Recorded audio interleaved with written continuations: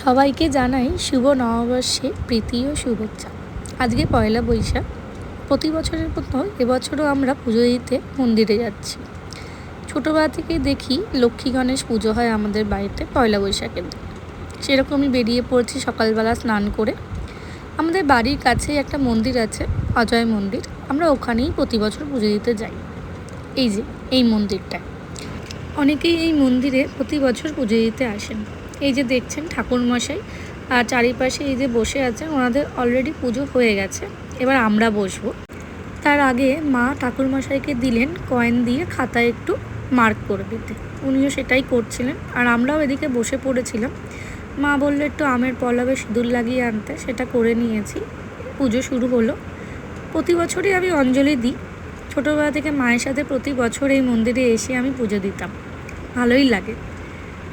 তারপর মহাদেবকে আমরা জল দিচ্ছিলাম, প্রতি বছর তাই করি।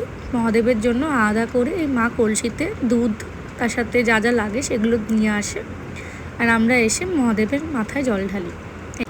মহাদেবের মাথায় জল ঢালা কমপ্লিট হলে আমরা কিছুক্ষণ বসেছিলাম। তারপর এই যে মোমবাতি আর ধূপকাঠি দিয়ে পুরো মন্দিরে একবার করে ধূপ দেখিয়ে নিচ্ছি। পুজো হচ্ছে, আর যদি এইটা না করি তাহলে পুজোটা কমপ্লিট হয় না। তারপর বাড়ি চলে আসি। বাড়ি এসে এই যে মা লক্ষ্মী গণেশকে সিংহাসনে বসিয়ে দিয়েছেন। আর আসার সময় মা কালীর জন্য 108টা জবা ফুলের মালা এনেছিলাম, সেটাও ভাই পরিয়ে দিল। ভিডিওটা যদি ভালো লেগে থাকে তাহলে একটা লাইক, শেয়ার আর কমেন্ট করবেন। Thank you.